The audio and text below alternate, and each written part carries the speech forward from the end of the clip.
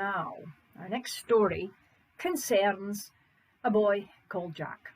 Now, Jack lived with his widowed mother in a poor wee house at the edge of a wood. And this was long, long, long ago, way back, about 300 years ago. And, well, Jack was not the cleverest. It's not that he was stupid, he was just in a daydream most of the time. And his mother used to rage at him and say, "Jack, you haven't got the sense you were born with. If you'd only listen to what I tell you and do it, then you wouldn't get yourself in so much trouble."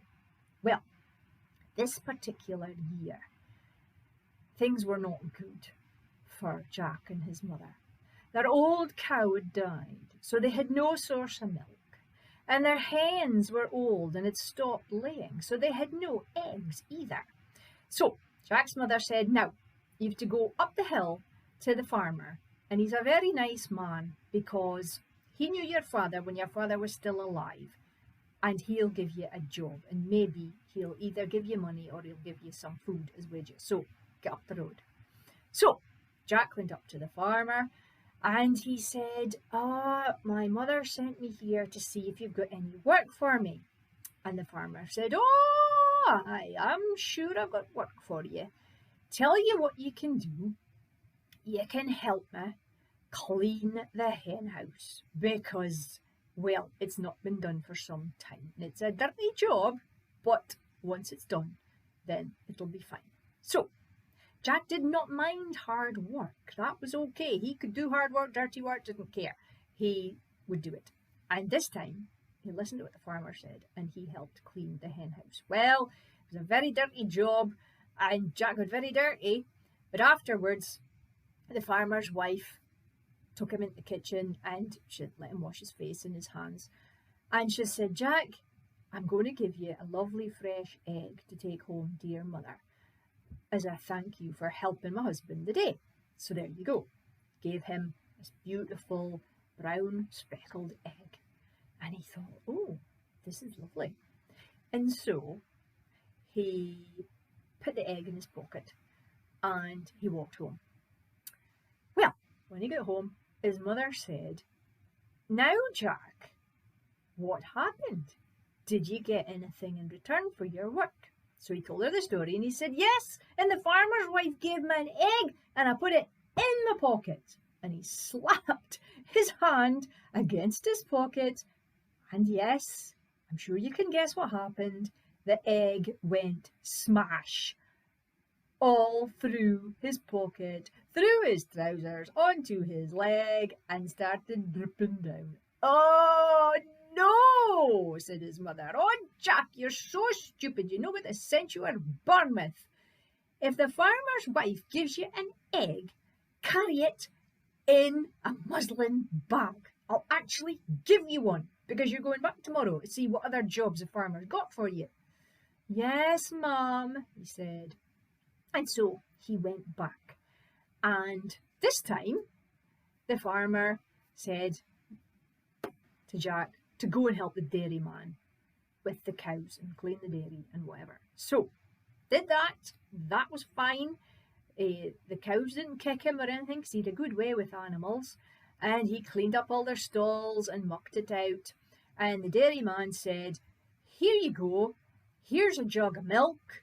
You can take that home to your mum." And so Jack thought, yeah, jug of milk.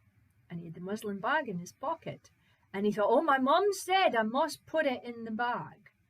So he poured the milk into the muslin bag. And yes, I'm sure you can guess what happened. By the time he got home, he just had a very wet bag and no milk.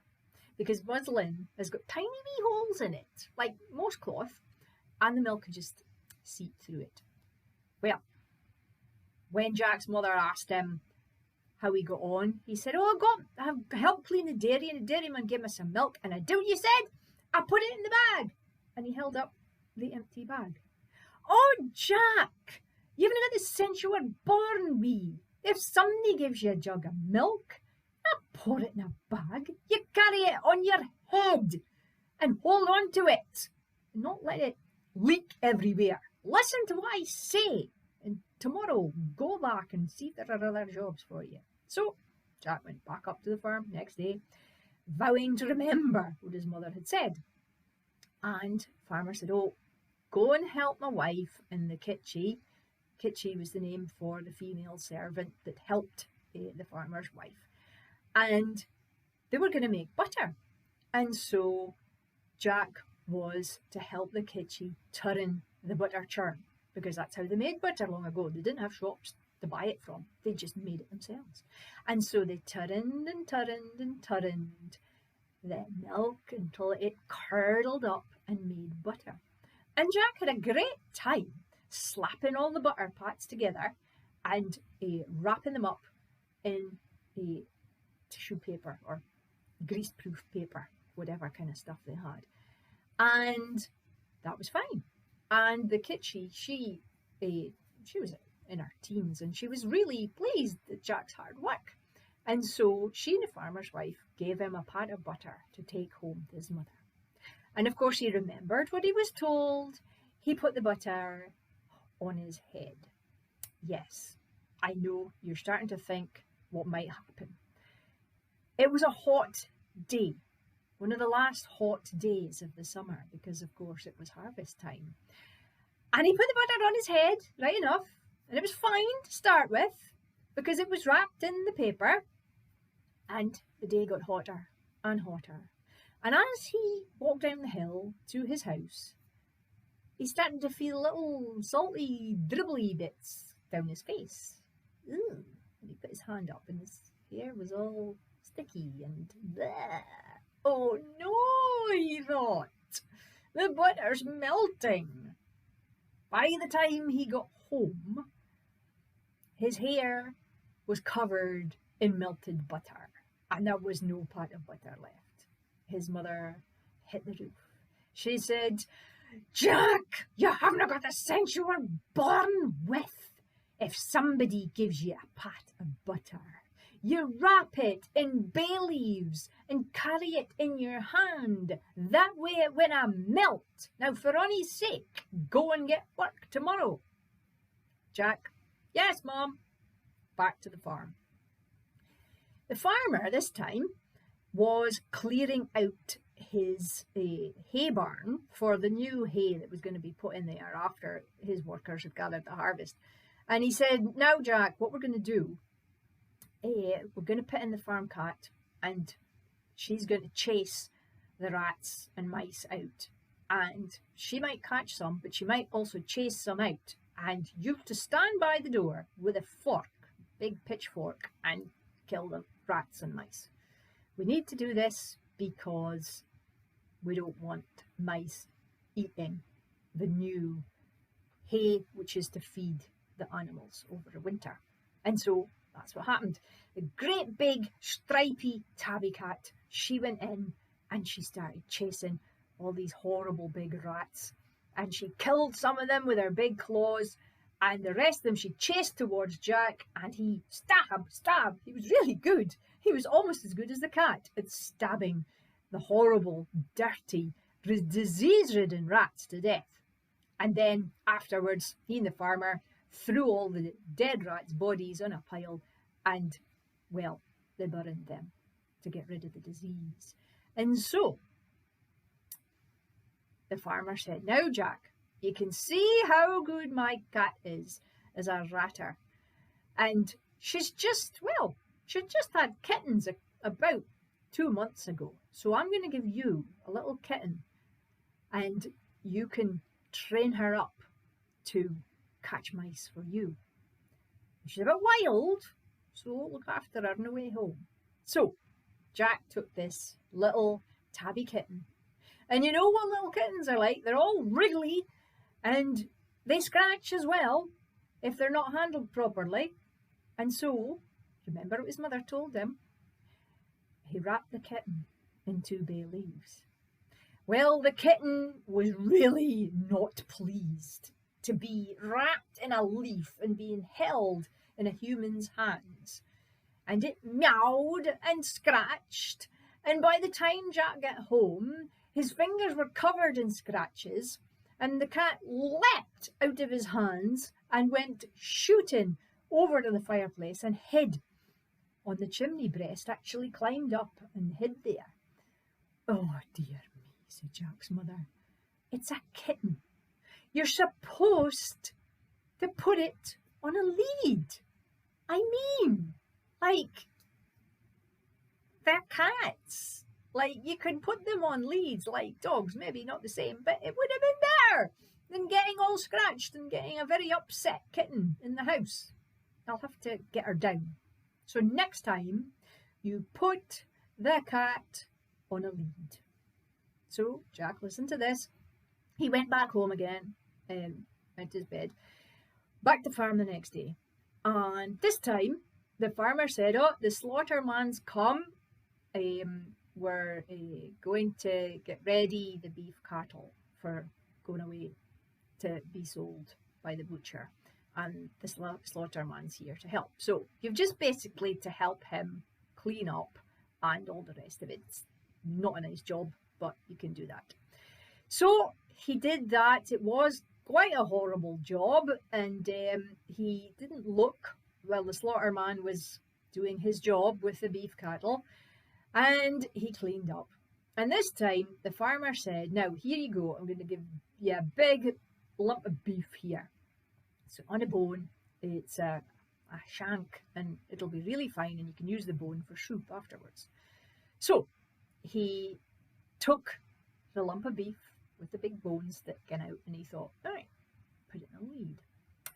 He put a lead around the bone that was sticking out and dragged it behind him. So this time, when he was going down the hill, he decided he would take a shortcut through the wood. Well, as he went through the wood, every single dog in the district could smell this beef. And of course, in the woods, Jack couldn't see them, and the dogs were clever, and they ran up and took a bite of the meat. Lovely fresh meat, yum, yum, yum, yum. The dogs gobbling up the beef. And when Jack got home, his mother said, "What on earth is that you've got on a lead? It looks like the bone of a cow." And Jack looked. He's like, "Oh, yes, it is. It was a beef joint when the farmer gave it to me, and I did what you said. I put it." No, no, no, no, no, no, no, no, no. Beef joints are to be carried under your arm, not put on a lid. Oh, Jack, next time, carry it. And so he went to the farmer for one more day, and the farmer said, "This time you're going to help me clean the stable, and me and you and the groom will all work together." And so they did. They cleaned out the stables, and Jack enjoyed grooming the farmer's horse, his good horse that he would ride to town on. And at the end of the day, farmer's really pleased with Jack's work, and he says, "That's all the work done before the men come to help with the harvest. So I'm going to give you our old pony. Now, she's been a pet of mine. I would never ever send her to the knackers. I would never do that to her. I think she'll have a nice retirement with you. She can pull a cart. Can't ride on her now. Well, a wee bit, but she's best for pulling. So there you go. You take her, old pony." So Jack took the pony. Yes, I know what you're thinking. He put the pony under his arm and tried to carry it. Now, this was a Shetland pony, so it was quite small, but Shetland ponies are still heavy. So he was trying to carry it, and of course the horse was walking along because Jack couldn't really lift it off the ground. And he had to take the long road back, the flat road, because it was so heavy. And the flat road took him a great long way round through the town before he got back to his house. And as he's walking along through the town, everybody stops and stares, and they say, "Oh wow, look at that idiot. He's carrying a horse. And they all burst out laughing. And Jack thought this was a bit weird, and he thought, everybody must be feeling very jolly the day. They're all laughing. He had no clue they were laughing at him. And eventually he got to the Baron's castle, the Baron who was in charge of the whole district. And the Baron was quite, well, the Baron was very sad because his wife had died, and he and his daughter had been left on their own, and his daughter was always very gloomy, and she was never ever happy. It's not really a surprise when she lost her mum. So he, a long time ago, had issued a proclamation that anyone that made his daughter smile or made her laugh, he would give them anything they wanted. Job, money, whatever, just to see his daughter smile. So he's standing on the ramparts, and one of his servants had come up and he said, "Oh, Your Grace, you've got to look down into the street and see what's coming. It's really funny." And so he called his daughter and he said, come and look and see what this sight is." And so they saw Jack, the Shetland pony, walking him along with his arms round its big fat belly. And everybody in the street stopped, and they're doing their work, killing themselves laughing. And the Baron, he burst out laughing. He couldn't stop. He thought it was so funny to see a young man trying to carry a pony that was walking him along the street. And the servant laughed, and he laughed. And then he looked at his daughter, because she made a noise, like a snorting noise. And he looked at her, and her sad mouth started to turn into a smile. And this big smile, and then a laugh like a snort, burst out of her mouth. And she laughed and laughed and laughed like she'd never laughed in her life before, until the tears were coming down her face. And she said, "Oh, Father, please employ that boy as the court jester. I don't think I've ever felt so happy. Please employ him to cheer me up every day. If that's how he behaves, then he must be such a clown." So the Baron hugged his daughter and he said, "I'm so glad, my dear, that you're finally able to laugh and smile." And he sent his servant down to collect Jack. And Jack thought, "Oh, okay." He hoped he wasn't in any trouble. But came into the courtyard, and the Baron was taking his daughter along in hand, and he said, "Now, Mr. whatever your name is, it's Jack, sir. Now, Mr. Jack, I don't know why you were trying to carry your pony, but you made my daughter laugh and smile, and she's never done so in her whole life since her mother died. So thank you. We want you to be our jester, and you can entertain us and do silly things like that and tell us silly stories. And look, I think I know who you are. You're Jack, and your father died when you were little, and you and your mother live in a little cottage by the wood." "Yes, that's right, sir," Jack said. "Well, here you go. Here's a bag of gold. I want you to go home to your mother and tell her that you've got a job here with us, and then she is to come, and she and you will live in the castle with us, and you will have whatever you need, and you'll never ever want again." And so Jack was amazed, and he looked into the bag, and it was full of gold coins, more gold coins he'd ever seen in his life. And so he took the bag, and he thought, "I'm not carrying this beast all the way home." And he got on her back, and he rode her slowly back to his house, and the Sheltie was much happier having him on her back than trying to carry her. And when he rode up, his mother came out because she heard the horse's hoofs, and she said, "Oh, Jack, what's this? You have a pony." "Yes, Mother, and I've got a bag of gold, and I have a job with the Baron, and he says we've got to come and live at the castle, and we'll never want again."